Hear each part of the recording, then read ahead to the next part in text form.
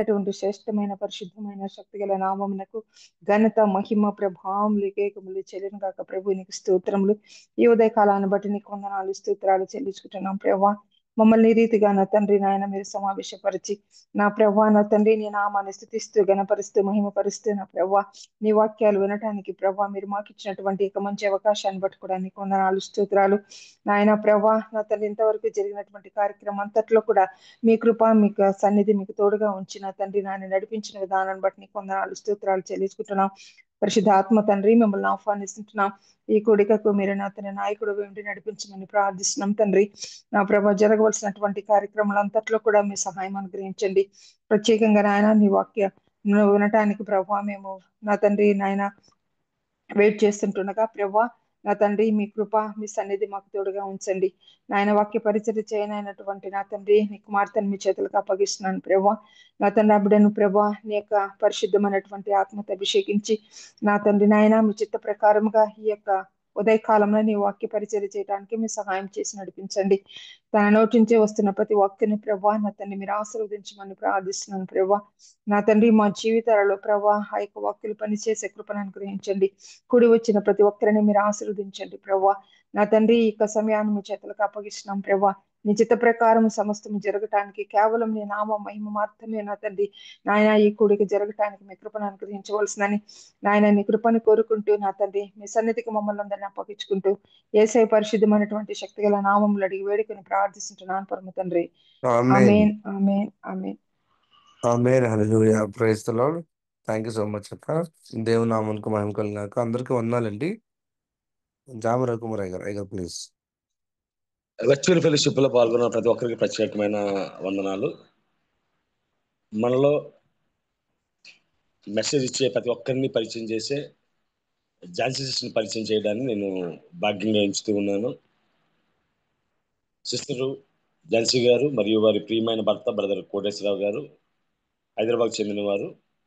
Brother Koteswararao గారు senior accounts మేనేజర్గా పనిచేస్తూ ఉన్నారు. వారి జీవితం క్యాథలిక్ నేపథ్యం నుండి ప్రారంభమై 8వ తరగతికి వచ్చినప్పటికీ యేసయ్యను సొంత రక్షణగా అంగీకరించే కృపను దేవుడు అనుగ్రహించాడు. అప్పటి నుండి ప్రభు యొక్క బలమైన సాక్షిగా దేవుడు వాడుకుంటూ ఉన్నాడు.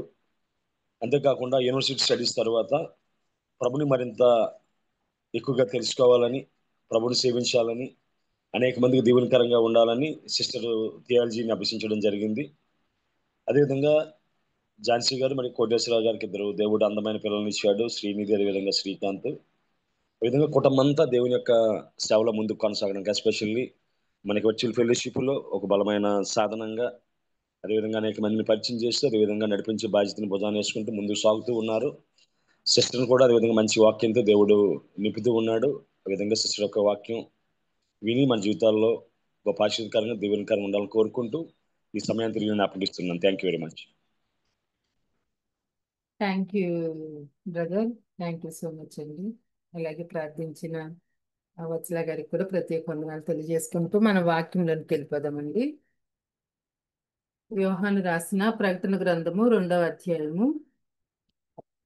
ప్రకటన గ్రంథము 2వ అధ్యాయము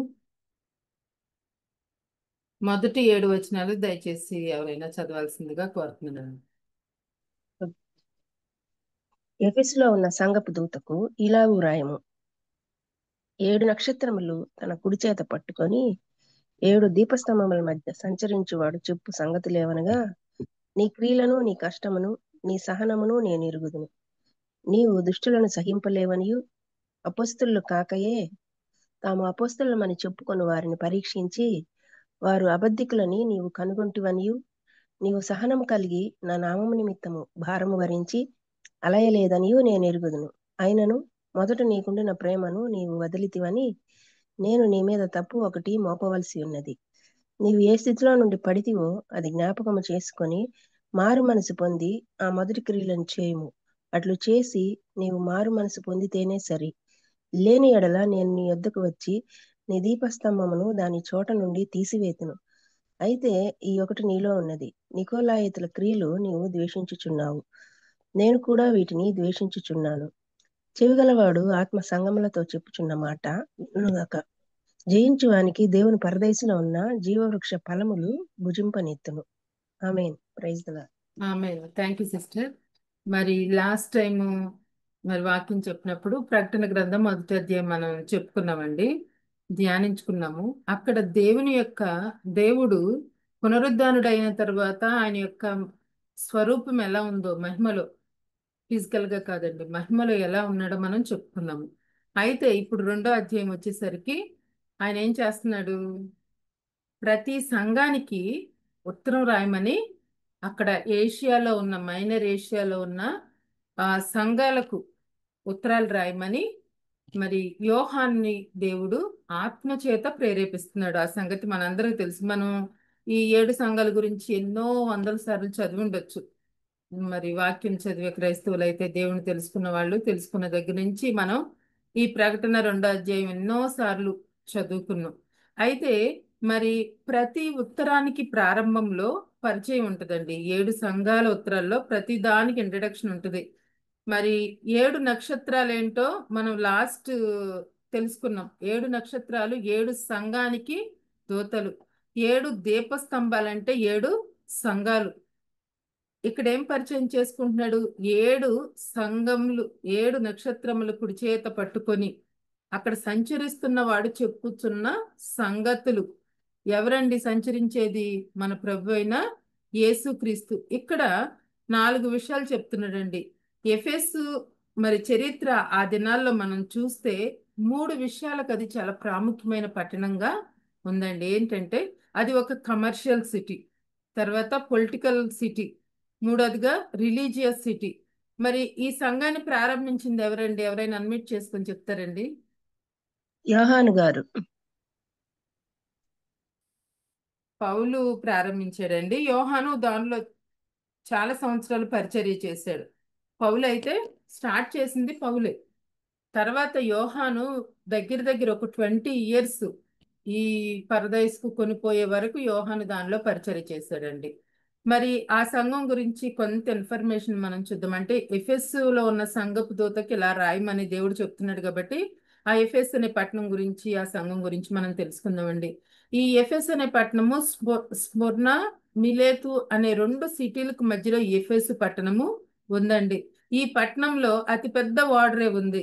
వ్యాపార లావాదేవీలు అధికంగా జరుగుతూ ఉండే అంట. వేగంగా అభివృద్ధి చెందే నగరంగా, పట్టణంగా అది చెప్పొచ్చు. అట్లాగే ఆ ఎఫెస్ పట్టణంలో రోడ్డు మార్గం కూడా చాలా పెద్దగా ఉండేదంటండి ఏషియాలో. మరి ఏ పక్క నుంచి ఎటు వెళ్ళాలన్నా దీన్ని వాడుకునే వాళ్ళంట రోడ్డు మార్గంగా. అంత పెద్ద రోడ్లు, అంత డెవలప్ అయ్యిందనమాట ఆ సిటీ. మరి అక్కడే అతిపెద్ద దేవాలయం కూడా ఎఫెస్ పట్టణంలో ఉందన్నమాట. గ్రీకులైతే ఆ దేవతను ఏమనే వాళ్ళు అంటే అర్తిమీ దేవి అనేవాళ్ళు, రోమీలైతే డయానా అని పిలిచేవాళ్ళు. మరి చాలా పెద్ద పట్టణం అన్నమాట, దాంట్లో దేవతలు ఉండేవాళ్ళు. అయితే ఆ ఈ అర్తిమీదేవి విగ్రహాలను పెట్టుకొని అమ్ముతా ఉండేవాళ్ళు ఆ పట్టణంలో, ఎఫెసు పట్టణంలో. మరి చాలా మంది అక్కడ వాళ్ళ దేవతను దర్శించుకోవటానికి వచ్చి ఆ బొమ్మలు కొనుక్కొని వెళ్ళేవాళ్ళు. అక్కడ వ్యాపార లావాదేవీలు కూడా బాగా జరుగుతూ ఉండే ఎఫెసు పట్టణంలో. మరి ఆ ఎఫెసు పట్టణం యొక్క ప్రభావము ఆ చుట్టుపక్కల ఉన్న పట్టణాలకు కూడా ఈ బొమ్మలు పట్టుకెళ్ళటం వల్ల అదొక టూరిస్ట్ ప్లేస్ లాగా అయిపోయిందండి. అంటే ఇది రిలీజియస్ గా ఇప్పుడు మనం ఆంధ్రాలో ఒక సిటీ ఉంటుంది కదా, అట్లా ఇది కూడా అయిపోయింది. అంటే ఎఫెసు పట్టణానికి ఈ దేవత వల్ల అధిక లాభాలు వస్తా ఉన్నాయండి. ఈ ఎఫెసు సంఘం ఎలా స్టార్ట్ అయిందంటే, మరి పౌలు 2nd మిషనరీ ప్రయాణంలో ఈ ఎఫెసు అనే పట్టణానికి చివరిగా వెళ్తాడండి. ఒకరోజు విశ్రాంతి దినాన సమాజ మందిరంలో ప్రసంగిస్తూ ఉంటే అక్కడ మరి చాలా మంది దేవుని తెలుసుకుంటారు. ఆల్రెడీ అక్కడ అకులా ప్రిస్కిల్లా అనే దంపతులు మనకు తెలుసు, వాళ్ళ పేర్లు మనకు తెలుసు కదా. అక్కడ ఎఫెసు పట్టణంలో వాళ్ళు ఉంటారు. వాళ్ళు ఏమంటారంటే మా దగ్గరికి వచ్చి కొన్ని రోజులు ఉండండి అని పౌలుని బ్రతిమలాడుతూ ఉంటాడు. నెక్స్ట్ వచ్చినప్పుడు మీ దగ్గర ఉంటారని పౌలు మాట ఇస్తాడు. ఇవన్నీ 2వ ప్రయాణంలో మనం చూస్తాము పౌలు యొక్క మిషనరీ జర్నీలో. ఇక 3వ ప్రయాణం అంతా ఏషియాలోనే ఈ పౌలుకి జరుగుతుందండి. మరి ఎక్కువగా ఈ ఏషియాలో కూడా పౌలు గారు ఎక్కువగా ఎఫెసులోనే గడపటం మనం చూస్తాము. మరి ఈ ఎఫెస్ని ఆయన కేంద్రంగా చేసుకొని చుట్టుపట్ల పట్టణాలకు సువార్త తీసుకెళ్తూ ఉండేవాళ్ళు. మరి కొన్ని సంఘాలు ఉన్నాయి కదా, ఫిలదెల్ఫియా, సార్దీస్, ఇట్లా తుయతైర, ఈ పట్టణాలకి వీటన్నిటికీ ఆయన చక్కగా వాక్యాన్ని సువార్త చెబుతూ ఎక్కడికి వెళితే అక్కడికి పౌలుని రాళ్లతో కొట్టాలని చూసేవాళ్ళు, కొట్టేవాళ్ళు, చచ్చిపోయాడని సిటీ బయట కూడా పడేసిన సందర్భాలు కూడా అపోస్తుల కార్యం 14వ అధ్యాయంలో ఉంటాయి. అంటే ఇంత శ్రమలు అనుభవిస్తూ ఆయన సంఘాన్ని ప్రారంభించాలనుకున్నాడండి ఎఫెసులో. అయితే మరి ఎందుకు ఈ 7 సంఘాల్లో మొదట ఎఫెసు సంఘాన్ని దేవుడు ప్రస్తావించడం జరిగిందంటే, మైనర్ ఏషియాలో మరి ప్రారంభించబడిన సంఘం మొదట ఎఫెసు సంఘమేనండి. మరి అందువల్ల దేవుడు ఒకవేళ ఫస్ట్ దానికి ఆ సంఘానికి లెటర్ రాసి ఉండొచ్చు. మరి ఎఫెసు పట్టణం అంతా అర్తిమీదేవి భక్తులతో నిండిపోయిందండి. ఎఫెసులో పౌలు ఎన్నో సవాళ్ళు ఎదుర్కొన్నాడు. ఒకటి కాదు, రెండు కాదు, చాలా సవాళ్ళు ఎదుర్కొన్నారు.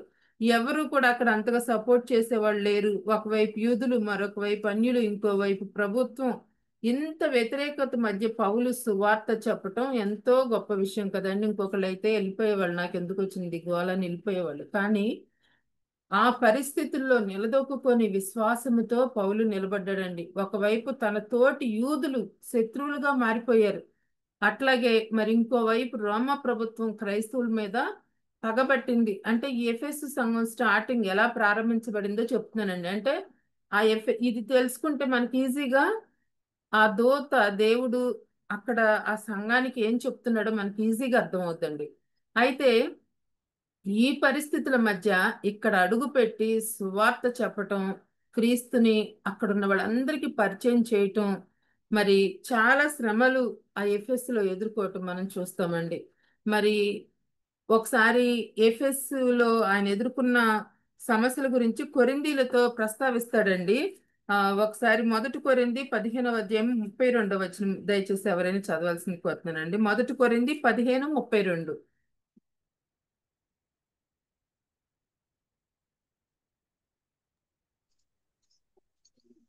మనుష్య రీతిగా నేను ఎఫెసులో మృగములతో పోరాడిన ఎడల నాకు లాభమేమి? చాలా థ్యాంక్ యూ. ఇక్కడ ఎఫెసులో ఎలాంటి వాళ్ళు ఉన్నారంట? మృగం లాంటి వాళ్ళు ఉన్నారంట, మృగాలు లాంటి వాళ్ళు ఉన్నారు. అట్లాంటి వాళ్ళతో నేను పోరాడాను అని మనకు చెప్తున్నాడు. మృగాలు మంచి అండి, ప్రజలకు మేలు చేస్తాయా? మనుషులను చూస్తే అవి చంపేస్తాయి, రక్తం చూస్తాయి, రక్తం తాగుతాయి, మాంసం తింటే అంత హింసలు. వాళ్ళని అట్లాంటి వాళ్ళతో పోల్చాడు పౌలు. అంటే అటువంటి స్వభావం ఉన్న వాళ్ళ మధ్య సంఘాన్ని స్థాపించడం అంటే మామూలు విషయం కాదు కదండి. మరి అంత సులువు కాదు, మనం అనుకున్నంత ఈజీ కాదు అప్పటి దినాల్లో. అన్ని శ్రమలు ఇప్పుడు మనం ఏమనుకుంటున్నాం, ఇప్పుడు ఇక్కడ వచ్చే శ్రమల్ని మనం శ్రమలుగా భావిస్తున్నాం.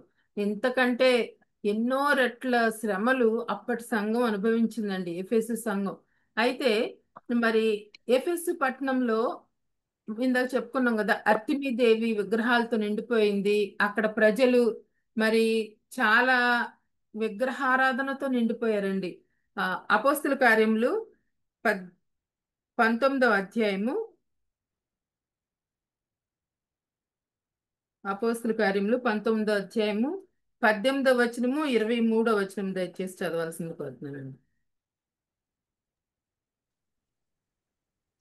విశ్వసించిన వారు అనేకులు వచ్చి తాము చేసిన వాటిని తెలియచేసి ఒప్పుకొనిరి.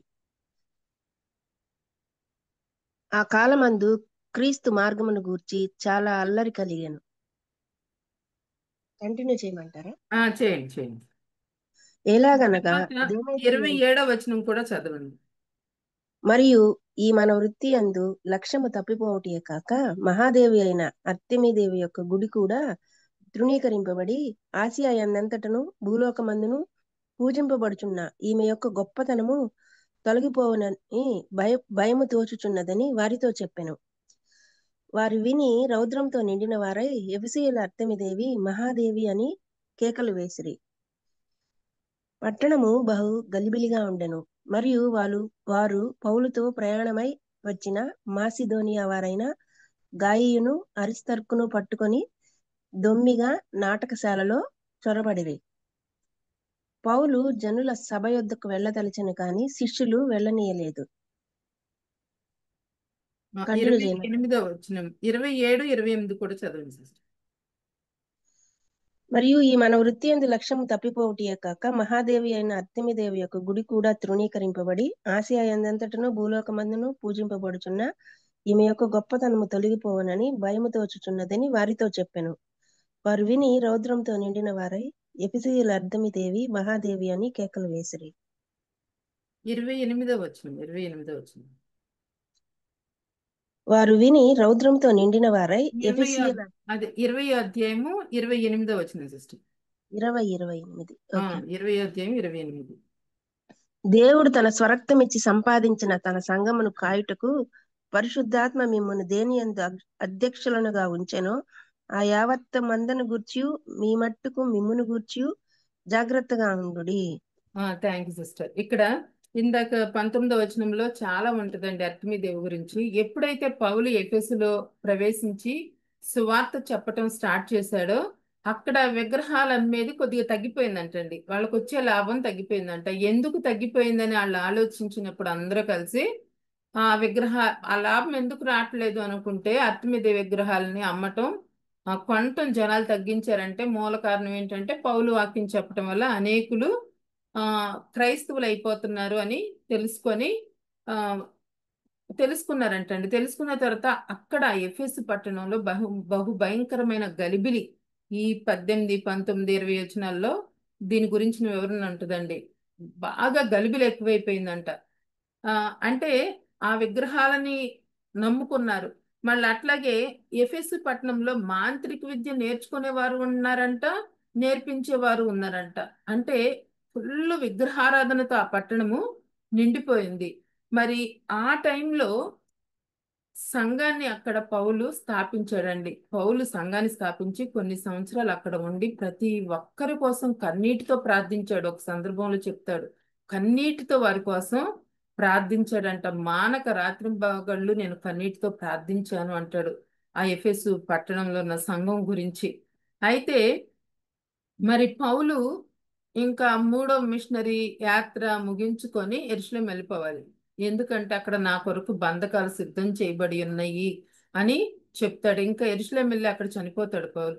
అయితే ముందుగా ఏం చేస్తాడంటే, ఇప్పుడు సిస్టర్ చదివారు కదా, మిలేతులో ఉండి అక్కడి నుంచి ఎఫెస్సులో ఉన్న సంఘపు పెద్దలకు కబురు పెడతాడండి. కబురు పెట్టి అక్కడ చిన్న మీటింగ్ ఏర్పాటు చేస్తాడు. ఎఫెస్సులో ఉన్న సంఘపు పెద్దలకు మీటింగ్ ఏర్పాటు చేస్తారు. మీరు ఎలా ఉండాలి, సంఘాన్ని జాగ్రత్తగా చూసుకోండి, ఇది మనది కాదు, దేవుడు తన స్వరక్తం ఇచ్చిన సంఘము అని 28వ వచనంలో చెప్తాడు. మీరు మీ మీ మటుకు మిమ్మల్ని మీరు జాగ్రత్తగా ఉండండి, మీరు జాగ్రత్తగా ఉండండి, వచ్చే వాళ్ళని కూడా జాగ్రత్తగా చూసుకోండి అని చక్కగా చెప్తూ ఉంటాడండి. అంటే వాక్యాన్ని జాగ్రత్తగా మీరు బోధించాలి, గద్దించాలి అని ఆయన చెప్తా ఉంటాడు. మరి ఆయన ఆ మీటింగ్ లో మీరు పర్ఫెక్ట్ గా ఉండాలి అని వాళ్ళకి చక్కగా ట్రైనింగ్ కూడా ఇస్తున్నాడండి. మరి నా కొరకు బంధకాలు ఉన్నాయి, నేను ఇంకా ఎఫ్ఎస్ లో నుంచి వెళ్ళిపోతున్నాను, ఈ మిలేతు నుంచి వెళ్ళిపోతున్నాను, ఇంకా నేను మళ్ళీ ఈ సంఘానికి రాను అని కూడా చెప్తున్నాడు. అయితే మనకు తెలుసు ఈ ఎఫెస్ పట్టణంలో ఉన్న సంఘము ఎప్పుడు మరి 70లో ఏమవుతుందంటే, క్రీస్తు శకము 70లో టైటస్ అనే రోమా చక్రవర్తి యెరూషలేం పట్టణాన్ని మొత్తం నాశనం చేసేస్తాడు. యూదుల్ని భయంకరంగా కోస్తాడు. ఆ టైంలో ఆ తర్వాత యోహాను ఎఫెసు పట్టణం వెళ్ళి సేవను కొనసాగిస్తాడండి. మరి సుమారు అంటే డోమిషియన్ అనే చక్రవర్తి యోహాన్ను బంధించి పద్మాసు ద్వీపంలో పెట్టే వరకు యోహాన్ అక్కడ సేవ చేస్తాడు. ఇందాక ప్రసిద్ధగా చెప్పారు కదా, యోహాను అక్కడ సేవ చేశారని. అక్కడ కాపరిగా ఉండి అక్కడ నడిపిస్తారండి. మరి యోహాను ఎక్కడున్నాడంటే ఈ పరవాసిగా వెళ్ళే వరకు ఎఫెసు సంఘంలోనే ఉండి సేవ చేస్తున్నాడు. మరి పౌలు రసవేదన పడి కట్టిన సంఘం అండి అది. మరి ఇప్పుడు మరి ఆయన ఆ పెద్దలకు చెప్పాడు, తిమోతికి బాధ్యతను అప్పగిస్తాడు. ఒక చోట 1 తిమోతి 1:3లో ఉంటుంది, మాసిదోనియాకి ఆయన వెళతా ఆ సంఘంలో తిమోతిని సేవకుడిగా పెడతాడు. మరి సంఘ పెద్దలను హెచ్చరించాడు, తిమోతిని పంపాడు. యోహాన్ అయితే దగ్గర దగ్గర 20 years ఆ సంఘంలో పరిచర్య చేశాడు. ఇంత గొప్ప నేపథ్యం ఉన్న సంఘానికి దేవుడు లేఖ రాయాలనుకుంటున్నాడండి. మరి సుమారు క్రీస్తు శకము 96, 97 ఆ టైంలో మరి ఈ లేఖ మనకి ఆ యోహాను ద్వారా రాయబడుతుంది. ఆ టైంలో పౌలు చనిపోయాడు, యోహానేమో పద్మాసులో ఉన్నాడు. మరి అక్కడ ఉండి సంఘాల గురించి ఎంతో బాధపడుతూ ఉంటాడు యోహాను. అప్పుడు ఆ టైంలో దేవుడు ఏమంటున్నాడంటే, మనం 1వ అధ్యాయంలో చూసుకున్నాం, నువ్వేమి భయపడద్దు, సంఘాల గురించిన చింత ఏమీ అవసరం లేదు, నేను ఆ సంఘాల్లో ఉండి సంచరిస్తున్నాను అని దేవుడు చెప్తాడండి. ఇప్పుడు మనం ఇంకా ఈ అధ్యాయానికి వచ్చేద్దాము. 2వ అధ్యాయానికి మనం వద్దాము. ఆల్రెడీ ఎఫెసు పట్టణంలో అకుల ప్రిస్కిల్లా ఉన్నారని మనం చెప్పుకున్నాము. ఆ సంఘం ఎలా ఉందంటే అండి, వాక్యాన్ని పరిశీలించే సంఘం అంట. మరి పౌలను కూడా క్వశ్చన్స్ వేస్తూ ఉండేవాళ్ళంటండి. వాళ్ళకి లేఖనాల మీద చక్కని జ్ఞానం ఉందన్నమాట. మరి ఎఫెసు పట్టణంలో పౌలు 2 years ఉండి ఇవన్నీ మీకు ఈ 3 అధ్యాయాల్లో కనిపిస్తాయండి. అపోస్తుల కార్యములు 18, 19, 20 అధ్యాయంలో మీకు ఆ ఎఫెసు పట్టణం యొక్క సంఘ చరిత్ర మీకు చక్కగా కనిపిస్తుంది. ఖాళీ ఉన్నప్పుడు చదువుకోండి. మరి ఎఫెసు గురించి ఇదేంటంటే చిన్న పరిచయము. అయితే దాని తర్వాత ఇక్కడ ప్రకటన 2:1 మనం చూసుకుంటే ప్రభు అంటున్నాడండి, నేను చెప్పే మాటలు ఈ సంఘానికి వ్రాయి అంటున్నాడు. నేను ఈ సంఘం గురించి కొన్ని విషయాలు చెప్తాను. అవి వాటిలో అభినందించే విషయాలు ఉన్నాయి, కొన్ని విషయాలేమో బాధ కలిగించే విషయాలు కూడా ఉన్నాయి. మనం ఈ లెటర్ చదువుతున్నప్పుడు ఆ సంఘం పేరు తీసేసి ఏం చేయాలండి, మన పేరు పెట్టుకొని చదవాలి. మరి అలా చదువుకోకపోతే ఏంటంటే మనం కేవలము ఆ ఇన్ఫర్మేషన్, ఎఫెసు సంఘం గురించిన ఇన్ఫర్మేషన్ తెలుసుకున్నట్టే అవుద్ది. కానీ ఇప్పుడు మనం ఏం చేయాలి, ఆ సంఘం పేరులో ఎఫెసు అన్న పేరులో మనం మన పేరు పెట్టుకొని చదువుకోవాలి. మరి అప్పుడు మనం దాన్ని అప్లై చేసుకుంటాం మన జీవితంలో. మరి ఈ లెటర్ అయితే ఇప్పటికి రాసి సుమారు 2000 సంవత్సరాలు అయింది కదండి. మరి ఆయన ఏమంటున్నాడు, ప్రతి సంఘంలో ఆయన సంచరిస్తూ చూస్తున్నాడు. జూమ్లో ఇప్పుడు మీరు జాయిన్ అయిన చాలా మంది ఒక్కొక్క సంఘంలో ఒక్కొక్క డినామినేషన్స్ కి చెందిన వారు ఉన్నారు. కానీ ప్రతి సంఘంలో దేవుడు ఉన్నాడండి. ప్రతి సంఘాన్ని దేవుడు చూస్తున్నాడని మనం తెలుసుకోవాలి. ఈ లెటరు ఈ టైంలో మనందరికీ వర్తిస్తుంది. 2, 3 వచనాలు మనం చదువుకుంటే, నీ క్రియలను చదవండి సిస్టర్.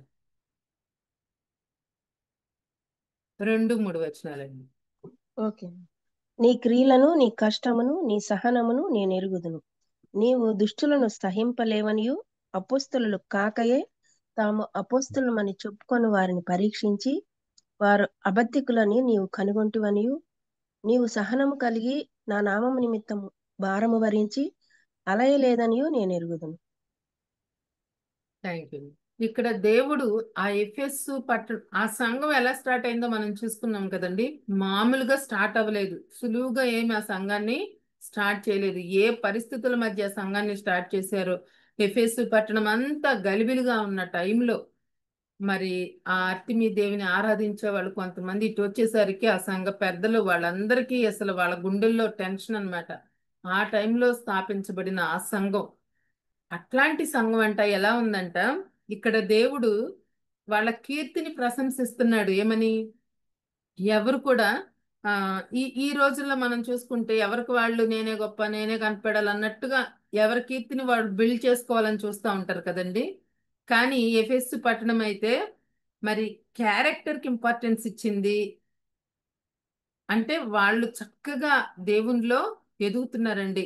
మరి ఎవరైనా ప్రజలు తమ గురించి గొప్పగా మాట్లాడుకోవాలి అనుకుంటారు. ఈ రోజుల్లో కూడా అంతే, ప్రజలు అట్లాగే ఉన్నారు. కానీ వీళ్ళు అట్లేమీ అనుకోవట్లేదు. వాళ్ళ గురంతా దేవుని మీదే ఉంది, లోకం వైపు వాళ్ళ గురి లేదు. మరి ఎఫెసు సంఘానికి ఉన్న కీర్తిని ఏమంటున్నాడు, నీ క్రియలను నేను ఎరుగుతాను, నాకు తెలుసు, నీ కష్టం నాకు తెలుసు. వాళ్ళ సేవను పరిశీలించాడు. ఆ సంఘంలో సేవ ఎలా జరుగుతుందో దేవుడు చూశాడండి. ఏమంటున్నాడు, నీ క్రియలను, నీ కష్టమును, నీ సహనమును నేను ఎరుగుదును. అన్నీ నాకు తెలుసు. మీరెంత ఈ టైంలో మీకు పరిస్థితులు అనుకూలంగా లేని ఈ టైంలో మీరు నా కోసం, దేవుని కోసం కష్టపడ్డారండి. వాళ్ళు దేవుని కోసం క్రియలు చేశారు, దేవుని కోసం సహనం కలిగి ఉన్నారు. మరి యాకోబు 1:15 అంటాడు కదా, సహించువారు ధన్యులని. ధన్యులని దయచేసి ఆ ఒక్క మాట చదవండి. దాని ముందే ఉంటుంది కొద్దిగా. 1:12 వచనం.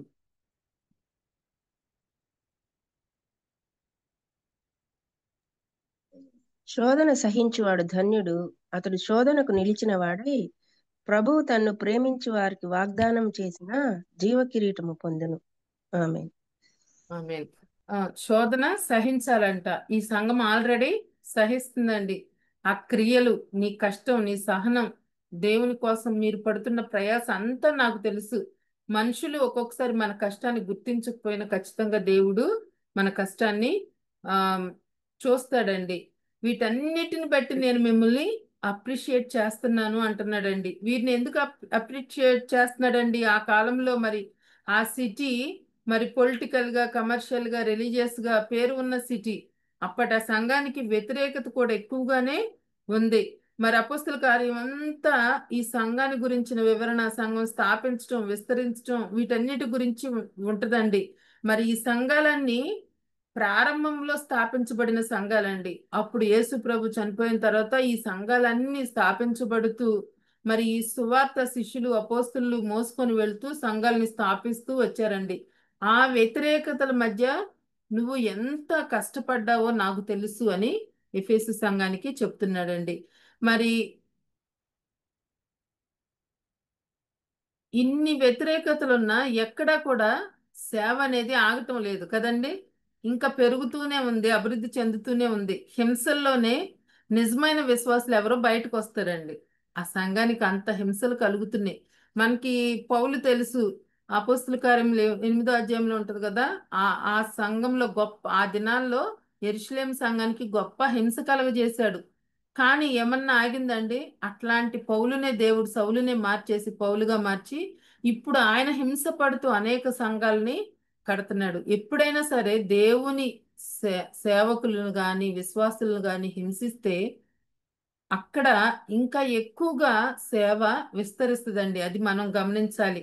మరి దేవుడు నిజంగా ఎంతో గొప్ప పరిచర్యను ఈ పౌలుకి ఇచ్చారు. ఆయన అన్ని సంఘాలు కట్టాడు. ఎఫెసు సంఘాన్ని దేవుడు అభినందిస్తున్నాడంటే ఆయన వేసిన ఫౌండేషన్ అంత చక్కగా ఉందండి. అందుకే ఆయన యేసు ప్రభు వారిని అభినందిస్తున్నాడు. రెండోదిగా మనం చూసుకుంటే ఆ, నీవు దుష్టులను సహింపలేవు అంటున్నాడండి ఇక్కడ. ఒక్క నిమిషం.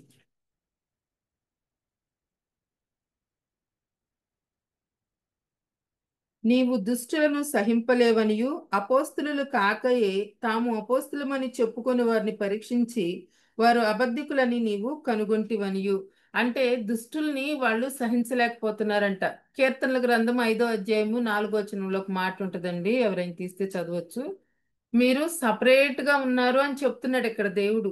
మీరు అంటే కష్టాలను సహించారు, శ్రమలను సహించారు, కానీ దుష్టులను మాత్రం వాళ్ళు సహించట్లేదండి. ఎఫెసు సంఘం దేవుడు వాళ్ళని అప్రిషియేట్ చేస్తున్నాడు, పొగుడుతున్నాడు. మరి కీర్తనల గ్రంథము 5వ అధ్యాయము 4వ వచనము. నీవు దుష్టత్వమును చూచి ఆనందించి దేవుడవు కావు, చెడుతనమునకు నీ యొద్ద చోటు లేదు. ఆమె అంటే ఈ లక్షణం ఎవరిదండి? దేవుంది కదా. దేవుడు దుష్టులను సహించలేకపోతున్నాడంట. ఇంకో చోట ఉంటది, నీవు దుష్టత్వము చూడలేనంత నిష్కళంకమైనది నీ కన్ను అని ఉంటది. అంటే దేవుడికి దుష్టులంటే ఇష్టం ఉండదు, సహించలేడు. ఈ సంఘం కూడా ఆ లక్షణం కలిగి ఉంది. మరి వాళ్ళు దుష్టులను సహించట్లేదంటండి. మరి వారు ప్రత్యేకంగా సపరేట్ గా ఉన్నారు. ఆ ప్రత్యేకతను బట్టి దేవుడు వారిని అప్రిషియేట్ చేస్తున్నాడు. మరి దేవుడు మన మధ్య నివసిస్తున్నాడు కాబట్టి మనం ఎలా ఉండాలండి? ప్రత్యేకంగా మనం ఉండాలి. మన ప్రవర్తనను బట్టి మనం ప్రత్యేకింపబడిన వారుగా ఉండాలి. మన క్యారెక్టర్ లోకంలో కాపాడుకుంటూ ఉండాలి. మన మనం జీవించే విధానం మారాలి. మనం మాట్లాడే పద్ధతి ప్రత్యేకంగా ఉండాలి. క్రైస్తవులు అనే పేరు ఎందుకు వచ్చిందండి? వీరు క్రీస్తుతో నడిచారు, మనం క్రీస్తుతో ఉండాలి, క్రీస్తు లాగా నడవాలని మనల్ని అసలు క్రైస్తవులు అన్నారు. మనం సపరేట్ గా ఉంటాం, ఎప్పుడైనా వాళ్ళలాగా మనం జీవించం. ఆ సంగతి వాళ్ళకు కూడా తెలుసు. అందుకని వాళ్ళకి మనం అంటే ద్వేషము, పగ, అసూయ అన్నీ ఉంటాయి. మనం అంటే వ్యతిరేకత ఎప్పుడు. ఎందుకంటే మనం క్రైస్తవులుగా క్రీస్తుతో నడిచేవారుగా ఉంటాం కాబట్టి వాళ్ళకి అది. మరి ఈ ఎఫెసు సంఘము చాలా చక్కగా దుష్టుల్ని సహించట్లేదంట. మరి అపోస్తులు కాకయే తాము అపోస్తులమని ఎవరైనా ఆ సంఘానికి వస్తుంటే వాళ్ళని వెంటనే గుర్తించి వాళ్ళకి నో చెప్తున్నారంట. మరి వాళ్ళ స్థాయిని, ఆత్మీయంగా వాళ్ళు ఎదుగుతున్న స్థాయిని బట్టి కూడా దేవుడు వారిని అభినందించాడండి. మరి ఈ చాలా మంది ఎన్నో ప్రసంగాలు వింటూ ఉంటారు, ఎవరు చెప్పినా నిజమని నమ్ముతారు. ఎందుకంటే వాళ్ళల్లో వాక్య అనుభవం లేనప్పుడు ప్రతిదీ నిజమని నమ్ముతూ ఉంటారు. ప్రతిదీ మనం నమ్మకూడదు కదండి. ఆయా ఆత్మలు నిజమైనవో కావో, దేవుని ఆత్మలో కావో వాక్యం ద్వారా పరీక్షించుకొని మనం నమ్మాలి. ఈ ఎఫెసు సంఘానికి చక్కటి ఆత్మీయ జ్ఞానం ఉంది, లేఖనాలను గురించిన అనుభవ జ్ఞానం ఉంది. బెరయ సంఘం కూడా అంతే కదా. పౌలు, బర్నబా వీళ్ళు వాక్యం చెప్తుంటే అసలు వాళ్ళు చెప్పేవి నిజమో కాదో అని వాళ్ళు పరీక్షించుకుంటూ ఉండేవాళ్ళు అంట. మనకి వాక్యం గురించిన అనుభవం కూడా ఉండాలి ఈ దినాలలో. మరి ఇందాక నా స్వరక్తం ఇచ్చి సంపాదించిన సంఘం అని చెప్పాడు కదా, ఆ సంఘంలోకి దాని కింద వచనంలోనే ఉంటుందండి. పౌలు అంటాడు, నేను వెళ్ళిపోయిన తర్వాత క్రూరమైన తోడేళ్లు మీ మధ్యలో నుండే వస్తాయి అని చెప్తాడు. అంటే అబద్ధ బోధకులు వస్తారు, మీరు వాళ్ళతో చాలా జాగ్రత్తగా ఉండాలని చెప్తారు. ఈ ఎఫెసు సంఘం ఆ విషయంలో చాలా పర్ఫెక్ట్ గా ఉందండి. మరి ఎవరు అబద్ధ బోధకులు వెంటనే గ్రహిస్తున్నారు. అపోస్తులు కాకయే తాము అపోస్తులమని చెప్పుకొని వారిని వారి పరీక్షిస్తున్నారు. మరి చాలా చక్కని క్వాలిటీ ఎఫెసు సంఘము కలిగి ఉందండి. మరి 2:6 వచనంలో మనం చూసుకుంటే, 6 వచనం చదవండి. 2 అధ్యాయం 6 వచనం.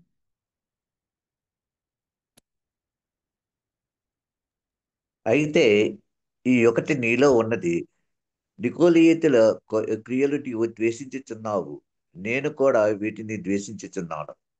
థ్యాంక్ యూ అండి. ఇక్కడ యేసు ప్రభు ఇందాకేమో నాకు దుష్టత్వం అంటే ఇష్టం లేదని చెప్పాడు. వీళ్ళు కూడా దుష్టుల్ని సహించట్లేదంట. దేవుళ్ళో ఉన్న గుణం వీళ్ళు కూడా కలిగి ఉన్నారు. అట్లాగే ఇక్కడ కూడా ఏంటి, నికోలాయితుల బోధన నువ్వు ద్వేషిస్తున్నావు, నేను కూడా ద్వేషిస్తున్నాను. అంటే దేవుడు ఏది ద్వేషిస్తున్నాడో వాటిని వీళ్ళు కూడా ద్వేషిస్తున్నారు. అది నికోలాయితుల బోధ. మనకి అపోస్తుల కార్యములు 6వ అధ్యాయంలో వాళ్ళని నికోలస్ అనే అతన్ని కూడా ఒక అతన్ని ఏర్పాటు చేసుకుంటారండి. ఆ భోజనాలు పెట్టే విధవరాళ్ళ దగ్గర గొడవ జరిగితే మరి కొంతమందిని మంచి వాళ్ళని ఎన్నుకుంటారు. ఆ మంచి వాళ్ళలో నికోలాయితు కూడా ఉంటాడు. అయితే అతను క్రమక్రమంగా తప్పిపోయి ఇంకా ఆయన వేరే బోధ స్టార్ట్ చేస్తా ఉంటాడు, కొంతమందిని బ్యాచ్ని ఏర్పాటు చేసుకుంటాడు. అయితే అట్లాంటి వాళ్ళ బోధను నువ్వు వినట్లేదు, ద్వేషిస్తున్నావు, నేను కూడా వాటిని ద్వేషిస్తున్నాను అని చెప్తున్నాడు. ఆ క్రియలను మీరు ద్వేషిస్తున్నారు. మీరు మరి ఆ వీరున్న చోట అంటే నికోలాయితులు ఎప్పుడు అధికారాన్ని కోరుకునే వాళ్ళు అంటండి. అట్లాంటి అధికారాన్ని మీరు కోరుకోవట్లేదు, మీరు ద్వేషిస్తున్నారు. వీరున్న చోట ఎప్పుడు కూడా నా మాటే చెల్లాలి అనే విధంగా వాళ్ళు ఉండేవాళ్ళంట. కానీ ఈ ఎఫెసు సంఘం అలా లేదు, మీరు అలా లేదు. మరి అటువంటి బోధను, అటువంటి క్రియలను మీరు ద్వేషిస్తున్నారు కాబట్టి నేను కూడా వాళ్ళని ద్వేషిస్తున్నాను అని వాళ్ళని మెచ్చుకుంటున్నాడండి. ఆ బోధ మీలో లేదని మెచ్చుకుంటున్నాడు. మరి 2వ వచనంలో ఏం చేశాడు దేవుడు? వారి సేవను అభినందించాడు. ముఖ్యంగా వారి క్రియలు, వారి కష్టము, వారి ప్రయాసను అభినందించాడు దేవుడు. దేనికోసం? దేవుని కోసం కష్టపడితే దేవుడు ఖచ్చితంగా మిమ్మల్ని కూడా అభినందిస్తాడు కదండి. మరి మీరు చేసే కష్టము, మీరు 3ంటికే జాయిన్ అవుతున్నారు అంటే అది దేవుని కోసం, మనుషుల మెప్పు కోసం కాదు కదండి. 3ంటికి లేసి ప్రార్థన చేస్తున్నారంటే అది మీరు చూపించే ఆ క్రియలు, ఆ విశ్వాసము, దాన్ని బట్టి దేవుడు మిమ్మల్ని అభినందిస్తున్నాడు. మరి 5ంటికి జాయిన్ అయిపోయి ప్రతి ఒక్కళ్ళు ఎన్నో సంవత్సరాల నుంచి ఇది కొనసాగుతుందంటే మరి మీరు చూపించే ఆ విశ్వాసము, ఆ క్రియలు, మీ త్యాగము, నిద్రలు మానుకొని దేవుని కోసం కష్టపడటాన్ని దేవుడు చూస్తున్నాడు. ఎవరు చూడకపోయినా సరే. కొన్ని వ్యతిరేకతలు మన కుటుంబాలనే వస్తాయి కదండి. పొద్దున్నే లేగటం ఏంటి, నిద్ర మానుకోవటం ఏంటి, అది వస్తుంది, ఇది వస్తుంది అని ఎన్నో వ్యతిరేకతలు ఉంటాయి. కానీ వాటి మధ్య కూడా నిలబడి చక్కగా జాయిన్ అవుతున్నారంటే అది దేవుని కృప. మరి దేవుడు ఆ కష్టాన్ని మరి మెచ్చుకుంటున్నాడండి ఈరోజు. మరి రెండవది ఏంటంటే దుష్టులను ఆ సంఘం సహించట్లేదంట. మూడవది నిజమైన అపోస్తులులే మా దగ్గరికి రావాలి, ఆ పేరు పెట్టుకొని వచ్చేవారు మా దగ్గరికి రావద్దని డైరెక్ట్ గా చెప్పేస్తున్నారు. చక్కని సంఘం కదండి. మూడవ వచనంలో ఏముంటుంది? నీవు సహనము కలిగి నా నామము నిమిత్తము భారము భరించి అలయలేదనియు నేను ఎరుగుదును. సహనం కలిగి ఉందంటండి ఆ సంఘం, నా నామం నిమిత్తం అలసిపోలేదు అని నాకు తెలుసు. మరి మనం ఏ బాధ్యతను, మీలో ఎవరు ఏ బాధ్యతను మోస్తున్నారో తెలియదు. అది ఫ్యామిలీ కావచ్చు, జాబ్ కావచ్చు, మరి ఏదైనా సరే. కొలస్సీతో పౌలు అంటాడు, మీరేం చేసినా సరే మీరు చేసుకున్నట్టు కాదు, ప్రభువుకు చేసినట్టు చేయండి అంటాడు. అంటే ఏ పనైనా సరే మరి సహనం కలిగి ప్రభువుకు చేసినట్టుగా మనం చెయ్యాలి అని దేవుడు చెప్తున్నాడు. మనం దేవుడు మనకి కుటుంబం ఇచ్చాడు, మనం కష్టపడుతున్నాం కుటుంబం కోసం. పురుషులు ఎంతగానో కష్టపడుతూ ఉంటారు. మరి అది దేవుడిచ్చిన బాధ్యత. ఆ బాధ్యతను వాళ్ళు చక్కగా చేయాలి, సహనం కలిగి చెయ్యాలి అని చెప్తున్నాడు. ఏ బరువైనా సరే, దేవుడు పెట్టిన ఏ బరువైనా మనం మోయాలి. మరి అందుకని ఏమంటున్నాడు? సమ భారం మోసుకుంటున్న, ప్రయాసపడి భారం మోస్తున్న సమస్త జనులారా నా దగ్గరికి రండి అని చెప్పాడు కదా దేవుడు. అంటే ఆ భారంలో దేవుడు మనకు తోడుగా ఉంటాడండి. మరి నేను మీకు విశ్రాంతిని ఇస్తానంటున్నాడు. ఈ సంఘం ఎలా ఉందంటే సహనం కలిగి నా నామము నిమిత్తం భారము భరించి అలిసిపోకుండా భారం భరిస్తుంది అంటున్నాడు. మనకి ఇప్పుడు సంఘాల గురించిన భారం లేకపోయినా కుటుంబాల గురించిన భారం ఉంది. ఏ భారమైనా మనం అలసిపోకుండా దాన్ని కొనసాగించాలి అనేది దేవుని యొక్క ఉద్దేశము, దేవుని చిత్తము. మనం ఆ విషయంలో దేవుని దగ్గర నుంచి మెప్పు పొందుకునే వాళ్ళంగా ఉండాలండి. మరి వాళ్ళు ఎలా ఉన్నారో చెప్తున్నాడు. మరి అంటే ఇప్పటి వరకు దేవుడు వాళ్ళని చక్కగా అప్రిషియేట్ చేశాడు. మరి ఇప్పుడు ఏమంటున్నాడంటే 4వ వచనంలో వాళ్ళ మీద కంప్లైంట్ చేస్తున్నాడండి దేవుడు. ఇప్పటి వరకు వాళ్ళల్లో ఉన్న గుణాలన్నిటినీ పొగిడాడు. ఇప్పుడు ఏంటంటే 4వ వచనం వచ్చేసరికి, అయినను మొదట నీకుండిన ప్రేమను నీవు వదిలితివి, నేను నీ మీద తప్పు ఒకటి మోపవలసి ఉన్నది. మరి దేవుడు ఇన్ని మంచి లక్షణాలు చూశాడు, వదిలేయచ్చుకండి? కాదు కదా. ప్రతిదీ లెక్క అప్పచెప్పాలి మనం. మరి ఈ సంఘంలో మంచి విషయాలు లేవా అంటే ఖచ్చితంగా ఉన్నాయండి. మరి ఎలాంటి సిచ్యుయేషన్స్ మధ్య ఉన్నారండి, వ్యతిరేకతల మధ్య, మరి పరిస్థితులు ప్రతికూలంగా ఉన్న టైంలో వారు సాక్ష్యం కలిగి ఉన్నారు. అందుకే దేవుడు వాళ్ళని మెచ్చుకున్నాడు. మన ప్రభువు, మనం ఏం చేస్తున్నామో మన ప్రభువుకు తెలుసండి, ఎందుకు చేస్తున్నామో కూడా దేవుడికి తెలుసు. మనుషులేమో మనం చేసే పనులే మనుషులకు కనిపిస్తాయి, దేవుడికైతే మనం ఏ ఉద్దేశంతో పనులు చేస్తున్నామో కూడా దేవుడు చూస్తాడు. ఇక్కడ 2 విషయాలు స్పష్టంగా చెప్తున్నాడండి. మీరు అన్ని విషయాల్లో పర్ఫెక్ట్ గానే ఉన్నారు, నేను కాదనట్లేదు. కానీ ఒక విషయంలో నేను నాకు ఆ డిసప్పాయింట్మెంట్ అయిపోయాను నేను అంటున్నాడు. అంటే నాకు నిరాశ కలిగింది మిమ్మల్ని చూస్తే. చాలా విషయాల్లో మీరు నమ్మకంగా ఉన్నారు. మరి నేను ఈ విషయంలో నిరాశ. ఏంటంటే నిరాశ, సంఘం గురించిన కంప్లైంట్, నీవు నీ మొదటి ప్రేమను మరిచావు. మొదటి ప్రేమ అంటే ఏంటండి? అప్పుడు ఎంతో ఉద్యమంగా ఉంటారు కదా, దేవుణ్ణి నమ్ముకున్న ఫస్ట్లో ఎంతో ఆసక్తి, ఎప్పుడు వాక్యం చదవాలా, ఎప్పుడు ప్రార్థన చేయాలా, ఎప్పుడు చర్చికి వెళ్ళాలా అని అదో రకమైన ఆసక్తి నిండిపోతుంది. రాను రాను రాజుగారి గుర్రం కాడిదైపోయినట్టుగా అయిపోద్ది కదండి. మొదటున్న ఆసక్తి ఉండదు, ఆ ప్రేమ ఉండదు. ప్రేమ లేదని దేవుడు ఎక్కడ ఎఫెసీ సంఘంతో చెప్పట్లేదండి. వాళ్ళు ప్రేమగానే ఉన్నారు, కానీ మొదట వారు చూపించిన ప్రేమ ఇప్పుడు లేదు అంటున్నాడు. మరి మరి ఫ్యామిలీలో అయినా, మనం చర్చెస్లో అయినా, దేవుడిలో ఎదుగుతున్న కొద్ది ఏంటండి, మన ప్రేమ వృద్ధి అవ్వాలి, అంతేగాని డల్ అవ్వకూడదు. ఇప్పుడు కొత్తగా పెళ్ళైనప్పుడు చూడండి, భార్య అంటే భర్తకి, భర్త అంటే భార్యకి ఎంతో ప్రేమ కదా. రాను రాను ఏమైపోతుంది, తగ్గిపోతా ఉంటుంది, గొడవలు పెరిగిపోతా ఉంటాయి, మనస్పర్ధలు వచ్చేస్తా ఉంటాయి. ఆ మొదటి ప్రేమ ఆ ఫ్యామిలీలో ఉండదు కదండి. దేవుడు ఏమంటున్నాడు, నువ్వు ఎప్పుడు మొదటి ప్రేమ కలిగి ఉండాలి. నేను నీ మీద ఒక్కటే కంప్లైంట్ చేస్తున్నాను, మొదటి ప్రేమ నువ్వు మర్చిపోయావు అని గుర్తు చేస్తున్నాడండి. మనకు తెలుసు కదా, ఇప్పుడు ఎఫెసీ సంఘము ఈ ప్రేమ లేకుండానే ఆ క్రియలన్నీ చేసేసిందండి. సహనం ప్రేమ లేకుండానే సహనం కలిగి ఉందా? ప్రేమ లేకుండానే దుష్టుల్ని మరి దుష్టులంటే ద్వేషించిందా? ఇవన్నీ కొన్నిసార్లు ప్రేమ లేకుండానే చేస్తాము కొన్ని క్రియలని మనకి 1 కొరింథీలో ఉంటది కదండి. మరి ప్రేమ లేకుండా నువ్వు కాల్చబడటానికి నీ శరీరం ఇచ్చినా సరే, పేదల పోషణ కొరకు నీ ఆస్తి అంతా ఇచ్చినా సరే, ప్రేమతో చేయకపోతే అదంతా వ్యర్థము అని చెప్తున్నాడు దేవుడు. ఇక్కడ కూడా ఎఫెసు సంఘం అన్ని విషయాల్లో పర్ఫెక్ట్ గా ఉంది. అన్ని క్రియలు బాగున్నాయి, సహనం బాగుంది. మరి ఎంత చక్కగా ఆ సంఘాన్ని వాళ్ళు డెవలప్ చేసుకుంటున్నారు, ఆ విధానం కూడా ప్రభువుకు నచ్చింది. కానీ చివరికి వచ్చేసరికి ఏమి లేదండి, ప్రేమ లేదంట. మరి ప్రేమ లేకపోతే ఎన్ని చేసినా కూడా వ్యర్థమే కదండి. మరి అందుకని దేవుడు ఆ కంప్లైంట్ ఇస్తున్నాడు. ఏమంటున్నాడంటే, నువ్వు మొదట నీకుండిన ప్రేమ నువ్వు మర్చిపోయావు, దాన్ని నువ్వు డెవలప్ చేసుకోమని చెప్తున్నాడు. మరి మరి మనం దేవుణ్ణి ఇప్పుడు మన పిల్లలు పుట్టారండి. మన పిల్లలు చిన్నప్పటి నుంచి ఆ ప్రేమ పెరుగుతూ ఉంటుందో తగ్గిపోతూ వస్తుందండి. మనం మన పిల్లల్ని ఎంతగానో ప్రేమిస్తాం కదా. మన భర్తనైనా మన ఫ్యామిలీలో ఎవరినైనా సరే ప్రేమించుకుంటూ పోతాం. మన ప్రేమ డెవలప్ అవ్వాలి పెరుగుతున్న కొద్దీ. ఇప్పుడు మన పరిస్థితి ఎలా ఉంది? ప్రేమలో దేవుని ప్రేమించే విషయంలో మనం డెవలప్ అవుతున్నామా, ఇంక్రీజ్ అవుతున్నామా, డిక్రీజ్ అవుతున్నామా మనం చెక్ చేసుకుందాము. దేవుడు మన మీద కూడా, ఇందాక చెప్పాను కదా, ఆ ఎఫెసు అన్నది తీసేసి మన పేర్లు పెట్టుకోవాలి అక్కడ. అప్పుడు మనకి పూర్తిగా అర్థమైపోద్ది మనం ఏ పొజిషన్ లో ఉన్నామో. మరి ఆయన ప్రేమ గురించి కంప్లైంట్ ఇస్తున్నాడు, పరిష్కారం కూడా ఆయనే చెప్తున్నాడండి. ఏంటంటే 5వ వచనం చదవండి అండి. నీవు ఏ స్థితిలో నుండి పడితివో అది జ్ఞాపకము చేసుకొని మారు మనసు పొంది ఆ మొదటి క్రియలను చేయుము. అట్లు చేసి నీవు మారు మనసు పొందితేనే సరి. లేని ఎడల నేను నీ వద్దకు వచ్చి నీ దీపస్తంభమును దాని చోట నుండి తీసివేతును.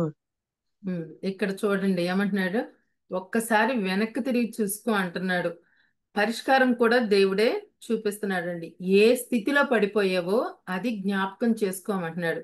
ఎక్కడ పడిపోయావు మనకు తెలుసు కదండి, ఎక్కడ పడిపోయావు మనకు తెలుసు కదా. పడిపోయిన చోటే దొరుకుద్ది అంటారు కదా. మనం ఆ స్థితిని జ్ఞాపకం చేసుకొని మళ్ళా మనం మొదటి క్రియలను చేయాలి. ప్రేమ విషయంలో పడిపోయామా, ప్రేమించుదాం.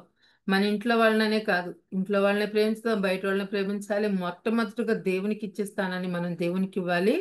ఆ ప్రేమలో మనం నిలకడగా ఉండాలి, ప్రేమను వృద్ధి చేసుకోవాలండి. దేవుడు మన మీద ఆ విషయంలో కంప్లైంట్ ఇవ్వకూడదు. మరి మనం ఎక్కడ పడిపోయామో, ఇప్పుడు ఇదివరకు మనకున్న సాక్ష్యాన్ని మనం కోల్పోయామేమో అది కూడా చెక్ చేసుకోవాలి. ఇదివరకు పలానా వ్యక్తి అంటే అమ్మో అంతా అంటారు, ఇప్పుడు ఆ సాక్ష్యం ఉందా? మరి ఆ ప్రేమ ఉందా? ఆయన్ని చూస్తే అసలు ఎంత ప్రేమిస్తాడు, ఎవరికి ఏం బాగపోయినా హెల్ప్ చేస్తాడు, ఆ సాక్ష్యం మనలో ఉందా? ఆ పరిశుద్ధత మనలో ఉందా? ఇవన్నీ మనం చెక్ చేసుకోవాలండి. మరి మరి సాక్ష్య జీవితం మీద మనం ఎంతో ఆశ, ఇదివరకు నేను నా సాక్ష్యాన్ని నిలబెట్టుకోవాలి, ఇప్పుడు సాక్ష్యం ఎలా ఉంది మరి అది కూడా మనం చెక్ చెక్ చేసుకుందాము. ఒక్కసారి వెనక్కి తిరిగి చూడు అంటున్నాడు దేవుడు. మరి సరి చేసుకోమని దేవుడు చెప్తున్నాడు. ఏమంటున్నాడండి? వెనక్కి తిరిగి చూడు అంటున్నాడు. తర్వాత ఏమంటున్నాడు? నీవు మారు మనస్సు మారు మనస్సు పొంది, మారు మనసు పొందాలంటండి పశ్చాత్తాప పడు అంటున్నాడు, పాపాలు ఒప్పుకో అంటున్నాడు. మరి అలాగే ఉండొద్దు అంటున్నాడండి.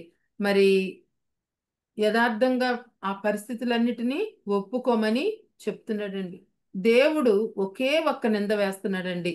నీ ప్రేమ తగ్గింది, మొదట నువ్వు ఉన్నట్టు నాకు కనిపించట్లేదు, ఇదివరకు ఎలా ఉన్నావు ఇప్పుడు అలా కనిపించట్లేదు, సరి చేసుకో, పశ్చాత్తాపడు, మారు మనసు పొందు అంటున్నాడండి. తప్పిపోయిన కుమారుడు మనందరికి తెలుసు కదా, ఆయన ఎంతగా పశ్చాత్తాపడ్డాడు కదా. మరి తండ్రి నీ కొడుకు అనిపించడానికి నేను తగను అంటాడు, పశ్చాత్తాపడ్డాడు, తండ్రి కనికర పడిపోయాడు. మరి అట్లా మనం దేవుని దగ్గరికి వచ్చి మన పాపాలు ఒప్పుకోవాలి, ఆ మొదటి ప్రేమను మళ్ళా పొందుకోవాలండి. పశ్చాత్తాపడదాం దేవుడి దగ్గర. ఆ మొదటి క్రియలను చేయము అంటున్నాడు. అంటే మా వెనక్కి తిరిగి చూసుకో, పశ్చాత్తాపడి మారుమనసు పొందు, మళ్ళా ఆ మొదటి క్రియలను చేయమంటున్నాడండి. మరి ఎంత ఆసక్తితో వాక్యం ఇదివరకు చదివామో, ఎంతగా ప్రార్థన చేశామో, ఒకప్పుడు మన సాక్ష్యం ఎలా ఉందో ఆ మొదటి క్రియలను మళ్ళా మనం సరి చేసుకుందాము, చక్కగా మళ్ళా మార్గంలోనికి మళ్ళా వచ్చేద్దాము. మరి మొదటి కన్నా ఇంకా ఆసక్తిగా మనం ఉండాలండి. మరి ఎక్కువ ఇదివరకు ఎంతో ప్రభు కోసం ప్రయాసపడ్డారు, ఇప్పటికీ ప్రయాసపడుతున్నారు. కానీ ఆ మొదట దేవుని మీద మీకున్న ప్రేమ వదిలేస్తే ఆ ప్రయాస అంతా వ్యర్థమైపోద్ది కదండి. అందుకనే ఇంకా ఎక్కువ ప్రభు కోసం క్రియలు చేద్దాము, మరి ప్రయాసపడదాము, సహనం కలిగి ఉందాము. ఒకవేళ అలా చెయ్యకపోతే తను ఏం చేస్తాడో కూడా ఇక్కడ, మరి తనేం చేస్తాడో కూడా ఇక్కడ మరి దేవుడు చెప్తున్నాడండి. నేను నీ యొద్దకు వచ్చి నీ దీపస్తంభాన్ని దాని చోట నుండి తీసివేస్తా అంటున్నాడండి. ఇక్కడ పనిష్మెంట్ కూడా ఉంది కదండి. పొగట్టమే కాదు, ఆయన మరి తప్పు చేస్తే ఎలా సరిదిద్దుకోవాలో కూడా చెప్తున్నాడు. మరి ఒకవేళ ఎన్నిసార్లు గద్దించినా లోబడిన వాడు హఠాత్తుగా నాశనం అవుతాడు అన్నట్టుగా, నువ్వు ఎన్నిసార్లు చెప్పినా నీ పద్ధతి మార్చుకోకపోతే నేను నీ యొద్దకు వచ్చి నీ దీపస్తంభాన్ని దాని చోట నుండి తీసివేస్తాను. మరి మనం ఆయనను ప్రేమించకుండా ఎంత ప్రయాసపడినా పరిచర్య చేసినా దేవుడు సంతోషించడండి. మనం ప్రేమ కలిగి ఉండాలి. అది ఫ్యామిలీతో అయినా సంఘంతో అయినా దేవుని ప్రేమ కలిగి మనం ఉండాలి. చివరిగా మరి ఈ లెటర్ని ముగిస్తున్నాడండి. చెవి గలవాడు ఆత్మ సంఘములతో చెప్పు మాట వినుగాక. మరి సంఘములు ఆయన రాకడ వచ్చే వరకు ప్రతి సంఘంతో చెప్తున్న మాటేనండి. ప్రతి వ్యక్తితో చెప్తున్న మాట ఇది. ప్రతి సంఘానికి కూడా ఆయన హెచ్చరికలు ఇస్తున్నాడు. చివరిగా రివార్డు కూడా ఇస్తున్నాడండి. ఏంటా రివార్డ్ అంటే 2వ అధ్యాయము 7వ వచనం అండి. చెవి గలవాడు ఆత్మ సంగములతో చెప్పుచున్న మాట వినుగాక. జయించువానికి దేవుని పరదేశిలో ఉన్న జీవవృక్ష ఫలములు భుజింపనిత్తును. ఆమేన్. ఇక్కడ ఏంటండి, జయించాలంటండి మనం. చివరిగా మరి జయించే వానికి నేను రివార్డు కూడా ఇస్తాను అని చెప్తున్నాడు. ఎవరు జయిస్తారు? ఆ పాపాలు ఎప్పుడు మనలో ఉన్నాయని తెలుసుకున్నప్పుడు వాటిని వదిలేసేసి మళ్ళా దేవుని దగ్గరికి రావాలి. నేను నీ యొద్దకు వస్తానంటున్నాడు. మారు మనసు పొంది ఆ మొదటి క్రియలను చెయ్యి, లేకపోతే నేను వచ్చి నీ దీపస్తంభాన్ని దాని చోటు నుంచి తీసివేస్తానంటున్నాడు. ఇప్పుడు మనం ఏం చేయాలి? దాన్ని జయించాలి. ఏదైతే మనం జయించలేకుండా వదిలేసామో మళ్ళీ దాని దగ్గరికి వెళ్ళి మనం దాన్ని జయించి మళ్ళీ దేవుని దగ్గరికి రావాలి, మారు మనసు పొందాలి, ఒప్పుకోవాలి, విడిచిపెట్టాలి. జయించు వానికి దేవుని పరదేశిలో ఉన్న జీవ వృక్ష ఫలములు భుజింపనిత్తును. మరి మనం ఇవన్నీ జాగ్రత్తగా, మనకి ఇవన్నీ తెలుసండి. జస్ట్ ఒక్కసారి రిమైండ్ చేసుకున్నాం అంతే. మరి చివరి దినాలలో అనేకుల ప్రేమ చల్లారిపోద్దని చెప్తున్నాడు. ఆ దేవుని మీద కూడా ప్రేమ చల్లారిపోయే పరిస్థితుల్లో ఉంటున్నామా? మరి ఎన్నో సంవత్సరాలు అయింది మారు మనసు పొంది, మరి ఆత్మఫలం ఫలిస్తున్నామా?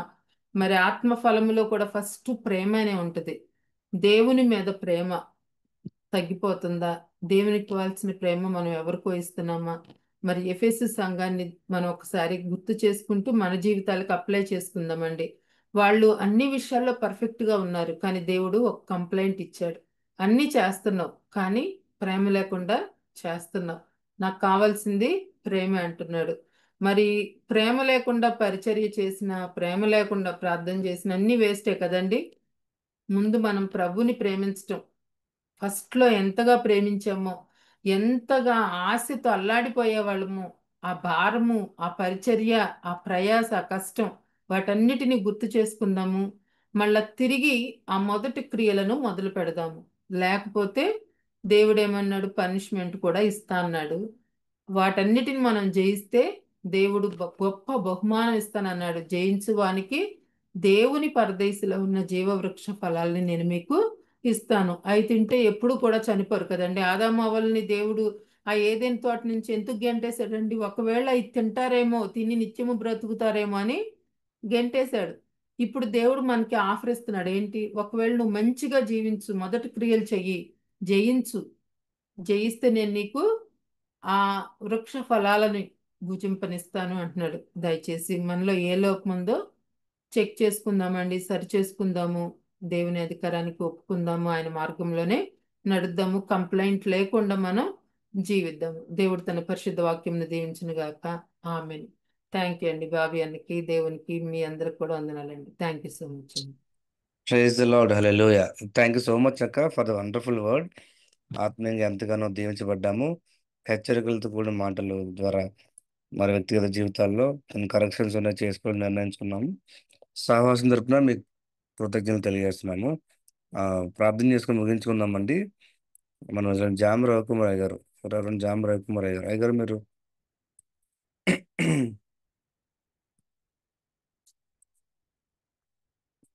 అయ్యగారు లేనట్టున్నారు. మురళీబాబు అయ్యగారు మీరు ప్రార్థన చేస్తారా? ముగింపు ప్రార్థన, పరలోక ప్రార్థన ఆశీర్వాదం అండి అయ్యగారు.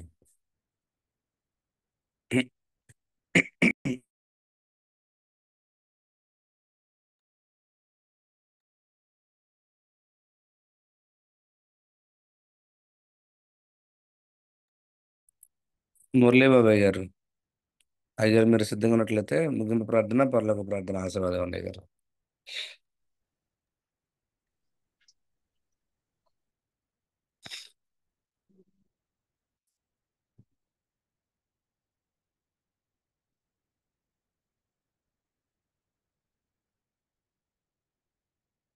అయ్యగారు అన్మ్యూట్ చేసుకోండి.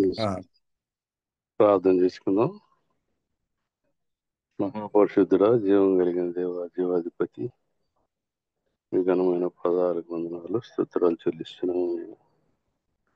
ఉదయకాల వేళ మీ పాదాలు చెంత రావటానికి, మీ మాటలు వినటానికి మీరు మాకు ఇచ్చినటువంటి శ్రేష్టమైన సమయాన్ని బట్టి మీకే వందనాలు, స్తుతురాలు చెల్లిస్తున్నాను. ఆయన ఇంతపర్యంతం మీ దీనదాసరాలు చెల్లించాల్సి నిలువ పెట్టుకున్నారు. శ్రేష్టమైన మీ మాటలు మాకు బోధించిన విధానాన్ని బట్టి మీకు వందనాలు, స్తోత్రాలు చెల్లిస్తున్నాము. ఆయన పెద్దబడినటువంటి వాక్యానికి నీరు కట్టండి, ఫలింపు చేయండి. అవి మా ఆత్మీయ జీవితాలకు అన్వయించుకొని అలాగే జీవించాలని సహాయం దయచేయమని కూడా ప్రార్థిస్తున్నాం. ఆయన జీవం కుట్టుకుని ఏర్పాటు చేసి మమ్మల్ని ఆయన ఉదయకాల వేళలో ఈ ప్లాట్ఫామ్ తెచ్చిన తమ్ముడు వాయువు పెట్టి సహకరిస్తున్నటువంటి బిడ్డలను బట్టి కూడా మీకు సన్నిధికి వస్తున్నాం.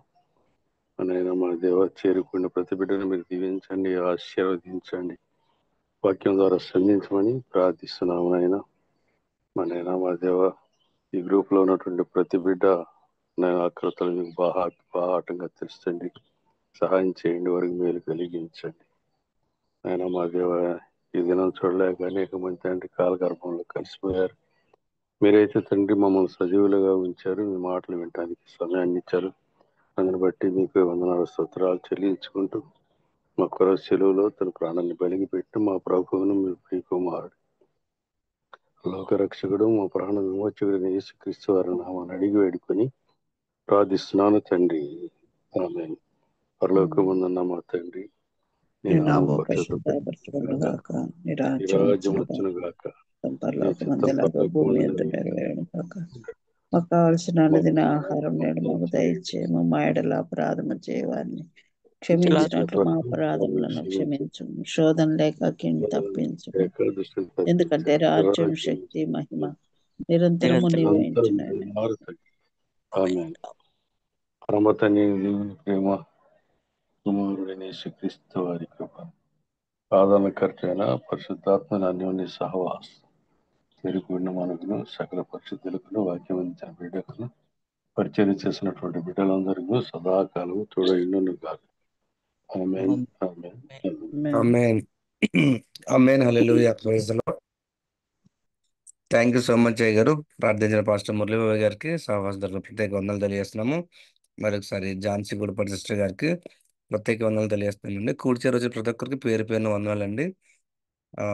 మెసేజెస్ అనే రికార్డింగ్స్ అవైలబుల్ ఉంది యూట్యూబ్లో, దయచేసి గమనించవలసిన కోరుచున్నామండి. రేపటి దినం తిరిగి కలుసుకుందాము. అందరికీ వందనాలండి. ప్రైజ్